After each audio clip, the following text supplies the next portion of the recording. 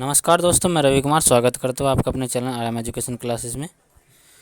रोज़ की तरह दोस्तों आज फिर कुछ इम्पोर्टेंट सवाल मैं लेकर के आया हूँ, जो कि आप जानते ही हैं कि आने वाले बहुत से एग्जाम हैं जिनकी आप तैयारी कर रहे हैं। उनके लिए जो करंट अफेयर है बहुत ही महत्वपूर्ण भूमिका उसकी होती है और काफ़ी जो नंबर है वो बनाने में सहायक होती है। तो आइए शुरू करते हैं आज के जो महत्वपूर्ण सवाल है। आज का पहला सवाल है, हाल ही में भारतीय नौसेना में कमीशन की गई anti submarine warfare stealth corvette का क्या नाम है?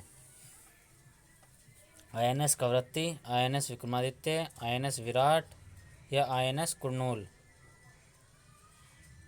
तो ये क्या नाम है?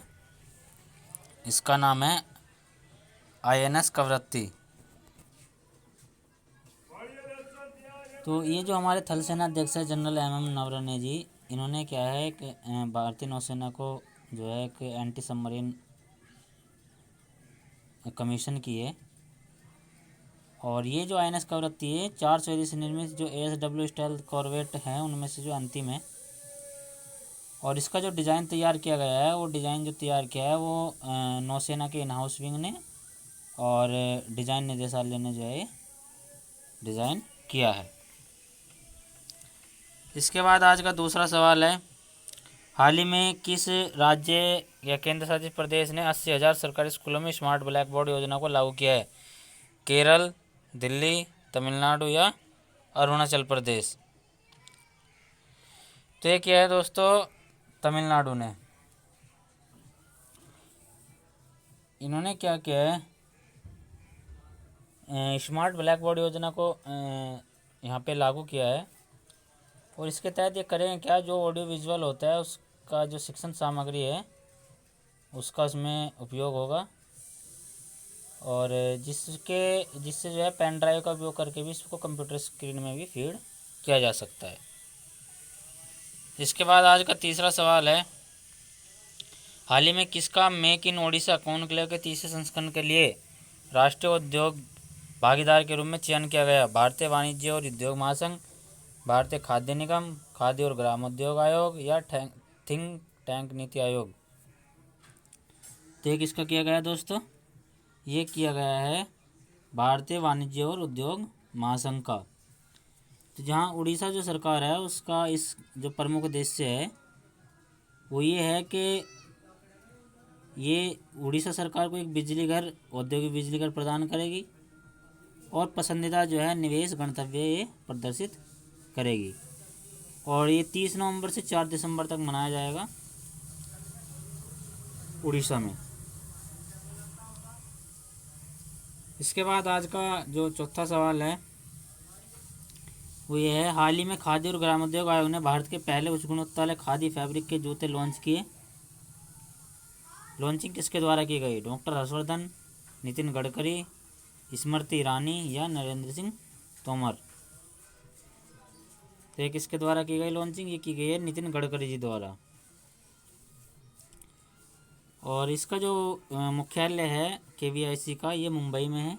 ये भी कभी कभी पूछ लेते हैं कि इसका मुख्यालय कहाँ है। और MSME के लिए इन्होंने ये जो है लॉन्च की है। उन्होंने बताया कि जो फुटवेयर है वो बहुत ही महत्वपूर्ण जो है उद्योग साबित होगा और काफ़ी लोगों को इससे रोज़गार मिलेगा। और ये जो फुटवेयर्स बनाए जाते हैं वो खादी उद्योग कपड़े के बनाए जाते हैं, जैसे सिल्क होता है, कॉटन होता है या ऊन होती है। इसके बाद पांचवा सवाल है, हाल ही में जारी स्टेट ऑफ ग्लोबल एयर 2020 की रिपोर्ट के अनुसार 2019 में किस देश ने वैश्विक स्तर पर सर्वाधिक वायु प्रदूषण दर्ज किया? चीन, अमेरिका, भारत या पाकिस्तान? तो दोस्तों आपको ये जानकर बहुत हैरानी होगी कि 2019 में अगर देखा जाए तो सबसे ज़्यादा जो प्रदूषण दर्ज किया गया है वो दर्ज किया गया है भारत में। तो इन्होंने बताया अपनी रिपोर्ट में कि जो पिछला साल रहा है उसमें जितना भी जो भी वार्षिक औसत रहा है, अगर प्रदूषण की बात करें वायु के, वो PM 2.5 की सांद्रता का रहा है और सबसे ज़्यादा भारत में रहा है। तो हमें जो है काफ़ी सुधार करने की ज़रूरत है अभी। अपने वायु प्रदूषण को कम करने के लिए। इसके बाद छठा सवाल है, हाल ही में संयुक्त राज्य अमेरिका ने किस देश को $1 अरब में उन्नत एयर टू ग्राउंड मिसाइलों को बेचने का निर्णय लिया है? यानी कि जो मिसाइल बेच रहा है किस देश को बेच रहा है? भारत को, ताइवान को, मैक्सिको को या इजराइल को? तो किसको बेच रहा है? ये बेच रहा है ताइवान को। और ये जो सौदा है वो इन्होंने ऐसे टाइम पे किया है जबकि ताइवान को बहुत आवश्यकता है चीन से खतरे के खिलाफ अपने रक्षा बल को मजबूत करने के लिए। और इसमें कुछ महत्वपूर्ण मिसाइल है जैसे 135 AGM 84H slam ER missile है, एक है एयर लॉन्च्ड क्रूज मिसाइल। ये सभी जो है ताइवान को $1 अरब में बेच रहा है। इसके बाद सातवां सवाल है आज का, ICMR द्वारा अनुमोदित की गई कम लागत वाली कोविड-19 परीक्षण इकाई कोविरैप किस संस्था द्वारा विकसित की गई? IIT Mumbai, IIT Roorkee, IIT Kharagpur या IIT मद्रास? तो किसके द्वारा की गई दोस्तों?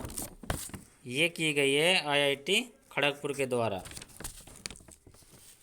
और ये जो इकाई है ये जो है कोरोना वायरस के तेज़ी से निदान के लिए बहुत ही महत्वपूर्ण साबित होगी और लगभग 1 घंटे से भी कम समय में ये अपना परिणाम जो है उत्पन्न कर सकती है। और उसमें खर्च भी ज़्यादा नहीं है, मात्र 500 रुपये का खर्च इसमें आएगा। और ये जो टीम है जिसने ये विकसित किया है उन्होंने एक एप्लीकेशन, मोबाइल एप्लीकेशन को विकसित किया है इसके परिणाम को जानने के लिए। इसके बाद आज का 8वां सवाल है, हाल ही में यूनिसेफ के द्वारा जारी एक रिपोर्ट के अनुसार किस राज्यों को एनीमिया मुक्त भारत कार्यक्रम में पहला स्थान मिला है? हरियाणा, उत्तर प्रदेश, सिक्किम या पंजाब? मतलब ये एनीमिया मुक्त हो गया है ऐसा कौन सा राज्य है? वो है हरियाणा। हरियाणा को इसमें पहला स्थान मिला है अभी। इसके बाद 9वां सवाल है, हाल ही में 23 अक्टूबर को DRDO ने एक एंटी टैंक गाइडेड मिसाइल का सफलतापूर्वक परीक्षण किया, उस मिसाइल का नाम क्या है? पृथ्वी है, नाग है, आकाश है या अग्नि है? तो किसके द्वारा किया गया? ये किया गया है, सॉरी ये कौन सी है? ये है नाग। और कहाँ से किया है ये जो परीक्षण उन्होंने किया है वो किया राजस्थान के पोखरण फील्ड फायरिंग रेंज से।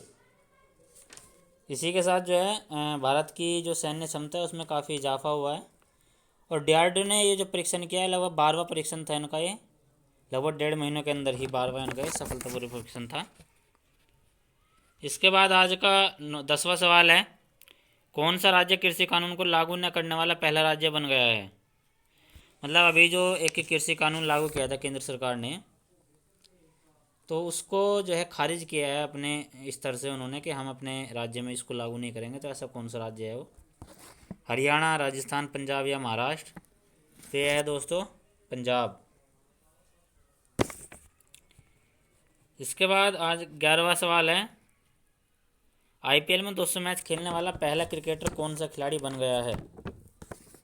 विराट कोहली, महेंद्र सिंह धोनी, रोहित शर्मा या डेविड वार्नर?